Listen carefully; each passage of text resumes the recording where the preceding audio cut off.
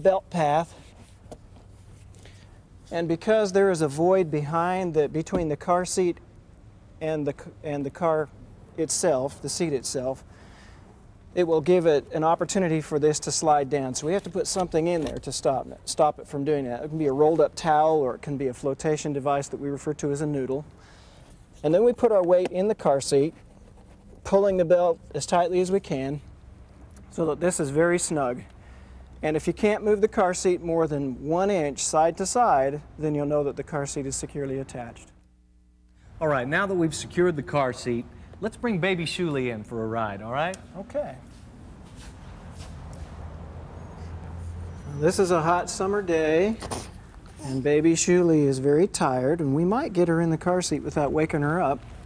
But we need to understand that sometimes we'll wake them up when they do get upset. Okay, it's very important that we carefully put the harness over her head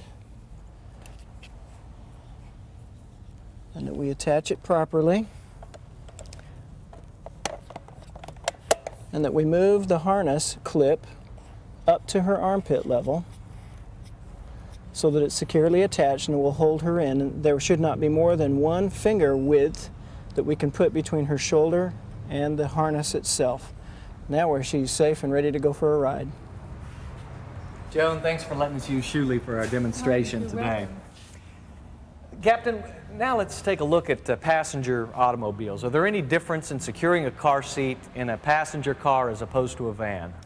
Well, the principles are the same, but sometimes it's more difficult in a car than it is in a van because of the confined space of a back seat.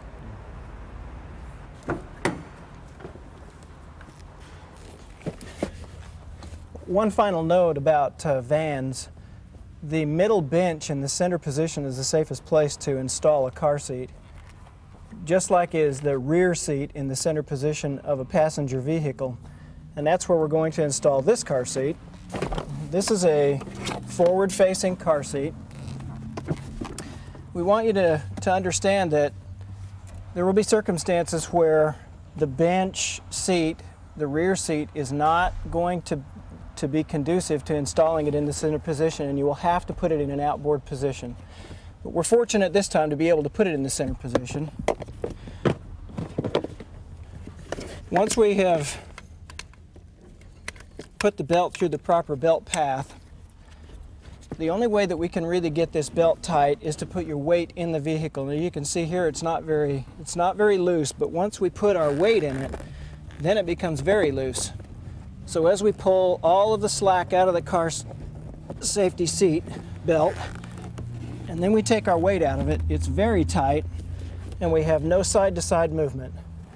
And it's critical that the car seat doesn't move any more than 1 inch side to side, and we shouldn't have very much movement forward to rear.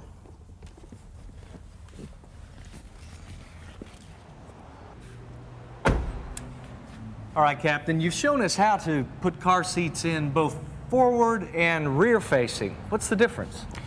Well, the really critical part about making the decision as to when we change from rear face to forward facing is that the child who is an infant needs to stay rear facing until they are 1 year and 20 pounds.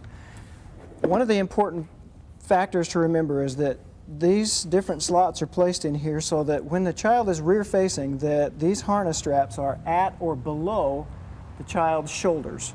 Once we've turned them around so that they're forward facing, then we want to move these straps to the top part so that it's at or above the infant's shoulders. And remember, it's 1 year and 20 pounds. One of the very important things that we haven't really talked about much is this locking clip.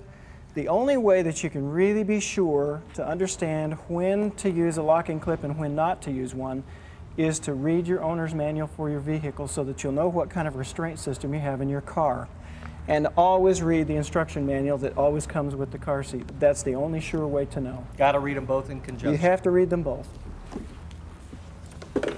You know, one thing I've noticed, Captain, in this day and age of sports utility vehicles and station wagons and vans, there's a lot of wasted cargo space in the back. I mean, can't we just put the kids in back some way?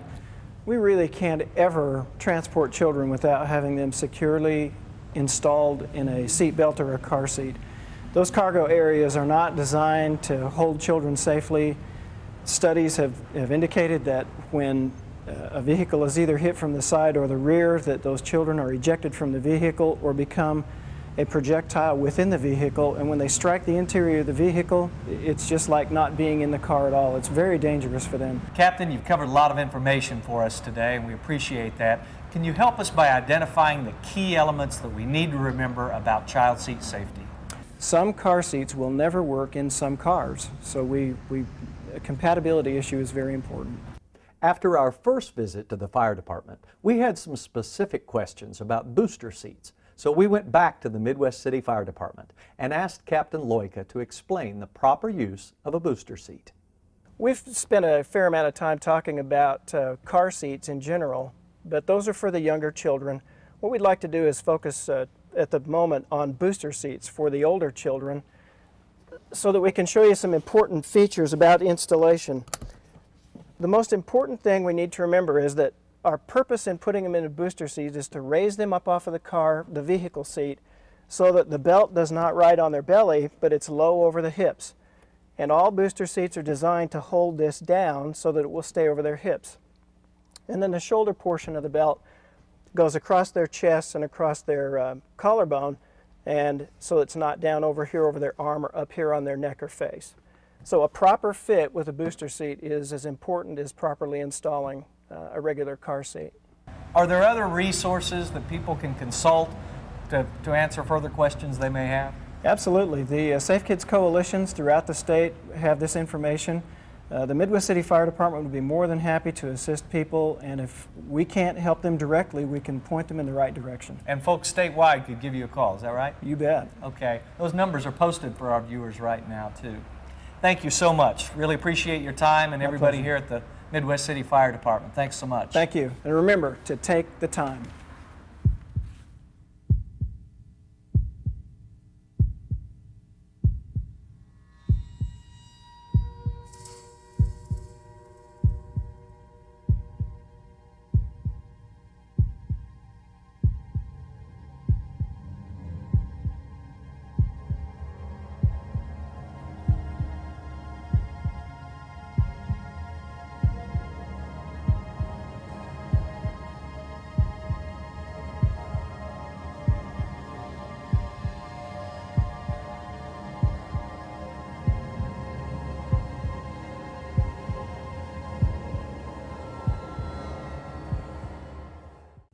I want to remind you again to look in the requirement book for the specific requirements regarding these training topics.